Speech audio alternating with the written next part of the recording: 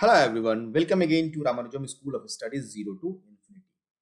आज हम लोग लेक्चर 4 करेंगे। चैप्टर 8 है ये सर्कल का, जिसमें हम लोग देखेंगे general equation of second degree versus circle. तो देखेंगे किस तरह से जो general equation of second degree होता है कब वो रिप्रेजेंट करेगा सर्कल को। तो equation general equation of second degree, general equation of second degree, पहले हम लोग ये लिखते हैं। ये क्या होता है?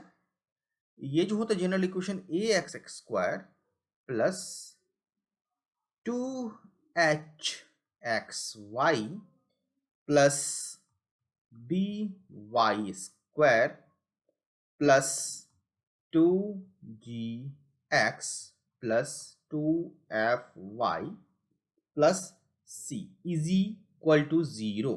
ये जो इक्वेशन है ये general equation of second degree है, क्योंकि अगर आप देखेंगे तो x का पावर 2 है, 2hxy यहाँ पे पावर x का पावर 1, y का पावर 1 और b वाई स्क्वायर में भी y का पावर 2 है। तो दो वेरिएबल है एक्स वाई और यहाँ पे पावर कितना है? 2 है। तो इसे हम कहते हैं general equation of second degree. और depending upon the value of, यहाँ पे कौन कौन सा वैल्यू है, किसका कौन कौन सा कांस्टेंट है? A H B G, A H B, अब एक जी, एफ सी, तो ये सारे कांस्टेंट निकल के आते हैं general equation of second degree में। तो इन सारे कोफिशिएंट में कुछ रिलेशंस होते हैं, जिसके कारण ये जो सेकेंड डिग्री का इक्वेशन है कभी पेयर ऑफ स्ट्रेट लाइन को शो करेगा, पेयर ऑफ स्ट्रेट लाइन को शो करेगा, depending upon the condition of a H B g and c. कभी ये सर्कल को शो करेगा, तो सर्कल को शो करेगा तो कंडीशन कभी क्या होगा? कभी ये कोनिक को शो करेगा, और कोनिक में भी तीन चीज है हमारे पास फिलहाल यहाँ पे। क्या क्या आ जाएगा? पैराबोला, कभी ये पैराबोला को शो करेगा, कब ये हाइपरबोला को शो करेगा। ठीक है, हाइपरबोला ये सब सिलेबस में है, और एलिप्स, ये सब जो है, ये जो जनरल इक्वेशन है ये सभी के केस में आएगा। मतलब first pair of straight line के केस में भी आएगा, सर्कल के केस में भी आएगा, और कोनिक में तीन, मतलब 5 चैप्टर में ये हमेशा आएगा। और ये अलग अलग कंडीशन के हिसाब से, ए एच बी जी सी के हिसाब से हमारा अलग अलग कंडीशन के हिसाब से अलग अलग पेयर ऑफ स्ट्रेट लाइन को शो करेगा, सर्कल को शो करेगा, कोनिक को शो करेगा। तो क्या कंडीशन है? ठीक है, यहाँ पे जो आएगा, यहाँ पे जो हमारा ऑब्जेक्ट है, सब्जेक्ट है यहाँ पे, सो condition that the general equation of second degree, that the general equation of second degree बहुत ही इंपॉर्टेंट है, ध्यान से देखेंगे। सेकेंड डिग्री में रिप्रेजेंट ए सर्कल, में रिप्रेजेंट अ सर्कल। क्या कंडीशन होगा कि जनरल इक्वेशन रिप्रेजेंट करेगा सर्कल? तो हम लोगों ने equation of circle, general equation of circle लिखा था, तो वो क्या हुआ था? X square plus y square plus 2gx plus 2fy plus c is equal to 0। ये इक्वेशन ऑफ सर्कल था, जनरल इक्वेशन ऑफ सर्कल था, इसको ए मान लेते हैं। और general equation of second degree क्या है? A x square plus b y square plus 2hxy plus 2fy plus 2gx plus c, कुछ इस तरह से लिखा हुआ है, इसको मान लेते हैं बी। अब दोनों को कंपेयर करते हैं, तो देखिए यहां पे जो कोफिशिएंट ऑफ x है 1 है, और कोफिशिएंट ऑफ y क्या है? 1 है। और एक एग्जाम्पल में हम लोगों ने अभी कुछ एग्जाम्पल किया था यहाँ पे, तो यहाँ पे एक और एग्जाम्पल किया था, क्या? यहाँ पे कोफिशिएंट 45 था, यहाँ पे 45 था। तो इक्वेशन जो जनरल इक्वेशन ऑफ सर्कल होगा, वो सर्कल, जो general equation of second degree होगा, वो सर्कल को कब डिनोट करेगा? व्हेन, वो सर्कल कब होगा? When coefficient of x square is equal to coefficient of y square. ठीक है, जो कोफिशिएंट एक्स स्क्वायर का होगा और जो कोफिशिएंट वाई स्क्वायर का होगा, वो दोनों बराबर होगा। सो यहाँ से हम लोग लिख सकते हैं ए इज इक्वल टू बी, ये दोनों बराबर होना चाहिए। एक तो कंडीशन ये होना चाहिए। दूसरा, अगर आप कंपेयर करेंगे तो यहाँ पे 2h(xy) का term equation, general equation of circle में नहीं है। इसका मतलब क्या है कि जो h है, h की वैल्यू क्या होना चाहिए, 0 होना चाहिए। ये दो कंडीशन होगा, कंडीशन 1 एंड कंडीशन 2, तभी general equation of second degree represent करेगा इक्वेशन ऑफ सर्कल को। ओके, अब उसके बाद इक्वेशन ऑफ सर्कल की जो वैल्यू है हमारा जी एफ एक्स के हिसाब से, वो रियल सर्किल होगा या पॉइंट सर्किल होगा या रियल रेडियस होगा और इमेजिनरी सर्किल होगा, ये बात की कंडीशन है जो कि ऑलरेडी हम लोगों ने पहले डिस्कस कर लिया है। राइट, तो यहाँ पे हम लोग समझ लिए कि अगर कोई भी सेकेंड डिग्री में कोई भी इक्वेशन होगा तो वो सर्किल अगर हमें पहचानना है तो हम ये देखेंगे कि x का कॉफिशिएंट क्या है और y का कॉफिशिएंट क्या है, h है या नहीं, h की वैल्यू 0 होनी चाहिए। राइट, नाउ आगे चलते हैं। इक्वेशन ऑफ सर्किल को हम लोग लिख सकते हैं x² plus y² plus 2gx plus 2fy plus c is equal to 0। ये इक्वेशन ऑफ सर्किल है। यहाँ पे देखिए कॉफिशिएंट बराबर है तो कॉमन लेके हम लोग एडजस्ट कर लेते हैं, ठीक है। अगर इक्वेशन ऑफ सर्किल में, अगर ध्यान से देखिए, अगर हमें इक्वेशन ऑफ सर्किल को फाइंड आउट करना होगा तो हमें यहाँ पे इक्वेशन में तीन चीज की जरूरत होगी। जी की जरूरत होगी, एफ की जरूरत होगी और सी की जरूरत होगी।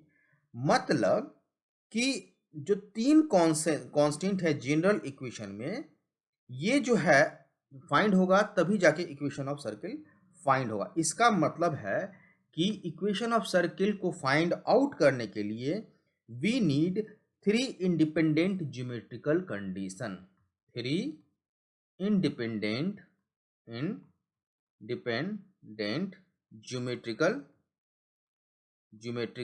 कंडीशन की जरूरत होगी, या योग है कि 3 इंडिपेंडेंट इक्वेशन की जरूरत होगी, ठीक है।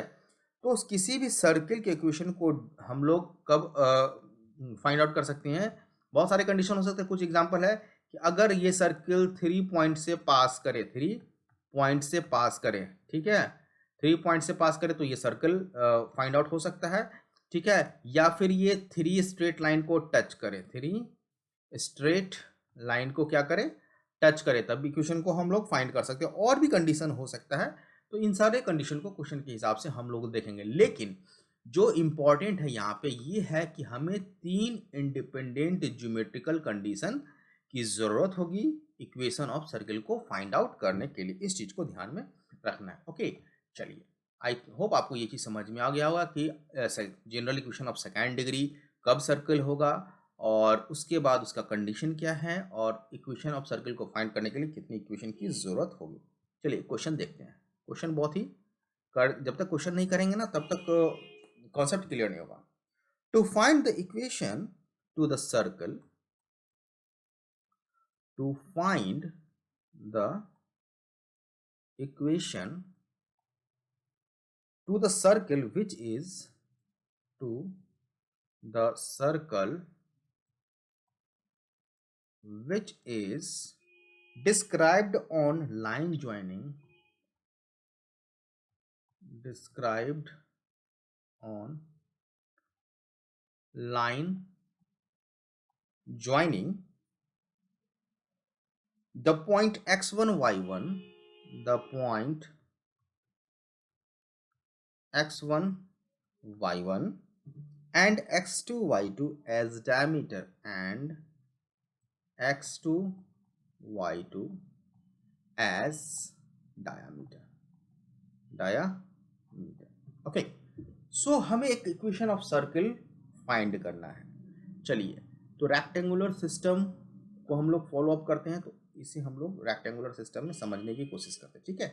तो ये हमने एक्स वाई एक्सिस को ड्रॉ कर लिया, एक सर्किल को ड्रॉ कर लेते हैं, ठीक है। एक सर्किल को यहाँ पे ड्रॉ कर लिया, ठीक है। ये एक सर्किल हो गया हमारा, एक सर्किल को ड्रॉ कर लिया। अब हमें इस इक्वेशन को फाइंड आउट करना है।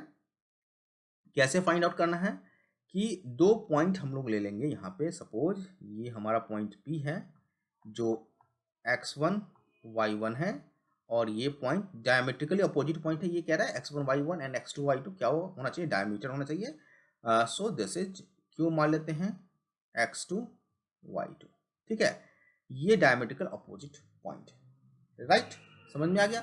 तो इस इक्वेशन का, इस सर्कल का इक्वेशन क्या होगा, ठीक है। So suppose P is a point x1 y1 and Q are another point, Q is another point x2 y2, and मान लेते हैं कि इस सर्कल पे कोई पॉइंट है, सपोज A, मान लेते हैं ये पॉइंट A है जिसका कोऑर्डिनेट क्या है, x y है। So we have to find the relation between x y x1 y1 and x2 y2, okay. So क्या कर सकते हैं हम लोग यहाँ पे, हम लोग इस p को ध्यान से देखिए, पहले तो इसे हम ज्वाइन कर लेते हैं, इसे ज्वाइन कर लेते हैं पी क्यू को, ठीक है। ये पी क्यू हमने ज्वाइन कर लिया, ये पी क्यू है, ओके, पी क्यू हमने ज्वाइन कर लिया। और इसके बाद P से A को ज्वाइन करते हैं, ध्यान से देखेंगे P से A को ज्वाइन करेंगे। सो दिस इज P से A को ज्वाइन कर लिया और A से Q को ज्वाइन कर लिया। तो बेसिकली क्या हो गया, बेसिकली ये जो है ना सेमी सर्किल हो गया। तो ये सेमी सर्किल में 90 डिग्री का एंगल बनता है, तो हम लोग यहाँ पे 90 डिग्री लिख सकते हैं। सो अब क्या लिख सकते हैं, equation of P A, equation of P A क्या लिख सकते हैं, y minus y1 is equal to, right, इसको एक्स वाई ना मान के हम लोग h और k मान लेते हैं, h और k, क्योंकि हमें h k का लोकस निकालना। y minus y one is equal to k minus y one divide by h minus x1, h minus x1 into x minus x1। ये इक्वेशन ऑफ लाइन हो गया किसका, P A का। Equation of line Q A का equation लिखना चाहें तो हमारे पास क्या हो जाएगा, y minus y two is equal to, ध्यान से देखेंगे यहाँ पे हो जाएगा हमारा h minus x two, h minus x two divide by ये हो जाएगा k माइनस स्लोप है ना, यहाँ पे इसको इरेज करना पड़ेगा, रुक जाइए, ये हम लोगों ने इरेज कर लिया, ध्यान से लिखना होता है। सो वी हैव y क्या हो जाएगा हमारा, k minus y two, so k minus y two divide by h minus x two into x minus x two. ये इक्वेशन दूसरा का हो गया, ठीक है। नाउ सी हियर, ट्रायंगल जो है P A B is right angle triangle, triangle P A B is a right angle triangle, right angle triangle, right angle triangle हो गया। So angle P A B ये क्या होगा, 90 degree, ये angle क्या होगा, 90 डिग्री। अब जैसे ये 90 डिग्री हो गया तो दोनों लाइन का स्लोप ध्यान से देखेंगे, slope of P A multiply by slope of P B, Q B, sorry Q B, यहां से क्यू बी लिख लेंगे, this must be equal to minus one, क्या होना चाहिए, माइनस वन होना चाहिए, ठीक है। अब यहाँ पे स्लोप क्या है हमारे पास, m p a, m p a is equal to, ध्यान से देखेंगे एम पी ए अभी हमने निकाला था, एम पी ए क्या है, k minus y one divide by h minus x one, k minus y one divide by h minus x one. M q b अभी हम लोगों ने निकाला, क्यू ए, ये क्यू ए होगा, q a, m q a, so this is k minus y two divide by h minus x two. दोनों का slope हमारे पास है ऑलरेडी, सो इस दोनों को मल्टीप्लाई करेंगे, k minus y one divide by h minus x one multiply by k minus y two divide by h minus x two, so this is equal to minus one. I hope आपको समझ में आ गया होगा। सो यहां से हम लोग क्या ले सकते हैं, k minus y one into k minus y two is equal to minus h minus x one into h minus x two. So finally हम लोग लिख सकते हैं h minus x one into h minus x2 plus k minus y1, ठीक है, k minus y1 into k minus y2, so this is equal to क्या हो गया 0, राइट। तो ये आ गया हमारा। नाउ चूंकि h और k, h k be any point on the circle, be any point on the circle, जो एच के है सर्किल में कोई भी पॉइंट है, तो हमें क्या करना होगा, एच के को एक्स और वाई लोकस निकालने के लिए एक्स और वाई से रिप्लेस करना होगा। So replacing h is equal to x and k is equal to y. Equation of circle will be, equation of circle जो आ जाएगा वो हो जाएगा x minus x one into y minus x y, यहाँ पे इसको सही से लिखते हैं नीचे। इक्वेशन ऑफ सर्किल आ जाएगा हमारा equation of circle, so this is x minus x one into x minus x two plus y minus y one into y minus y two is equal to 0। तो ये equation of circle हो गया। और इसमें खास बात क्या है, जो x और हमारा, वेट ए मिनट, जो x और y है, x1 y1 diametrically opposite point है। तो यहाँ से इस इस रिलेशन को याद रखना है कि equation of any circle whose diameter are diametrical point is p x1 y1 and q x2 y2 is x minus x1 into x minus x2 plus y minus y1 into y minus y2। तो ये हो गया, और इसे याद रखना बहुत ही important relation है, बार बार यूज आएगा। अब देखिए यहाँ पे हम लोगों ने कहा था कि 3 कंडीशन, 3 इंडिपेंडेंट कंडीशन को निकालना है, ठीक है। तो कौन कौन सा इंडिपेंडेंट कंडीशन यहाँ पे आया, पहला स्लोप हमने निकाला फर्स्ट लाइन का, दूसरा independent condition slope second line का, दोनों इंडिपेंडेंट कंडीशन है, और तीसरा स्लोप जो है परपेंडिकुलर लाइन का ज्योमेट्रिकल कंडीशन क्या हो गया कि सेमी सर्कल में जो एंगल बनता है वो 90 डिग्री का बनता है। ये तीसरा इंडिपेंडेंट कंडीशन है। तो कम से कम मतलब 3 इंडिपेंडेंट कंडीशन चाहिए ही चाहिए ज्योमेट्रिकल कंडीशन, जिसके तभी हम जाके इक्वेशन ऑफ सर्कल को फाइंड आउट कर सकते हैं। आई होप आपको ये चीज समझ में आ गया होगा। चलिए आज के लिए इतना ही रखते हैं। नेक्स्ट लेक्चर में हम लोग देखेंगे इंटरसेप्ट कैसे करता है सर्किल एक्स एक्सिस और वाई एक्सिस पे, क्या कंडीशन होगा। उसके बाद 2 क्वेश्चंस और भी करेंगे हम लोग, क्वेश्चन एग्जाम्पल 1 और एग्जाम्पल 2, जिससे कि आपको सारा कुछ क्लियर हो जाए अभी तक का लेक्चर का। तो आप लोगों से रिक्वेस्ट है कि प्लीज़ चैनल को सब्सक्राइब जरूर करें, कंटेंट को पूरा देखें, जिससे कि आपको सारा कॉन्सेप्ट समझ में आए, और जितना अधिक से अधिक हो कंटेंट को शेयर करें। आज के लिए इतना ही रखते हैं। Have a nice day. जय हिंद।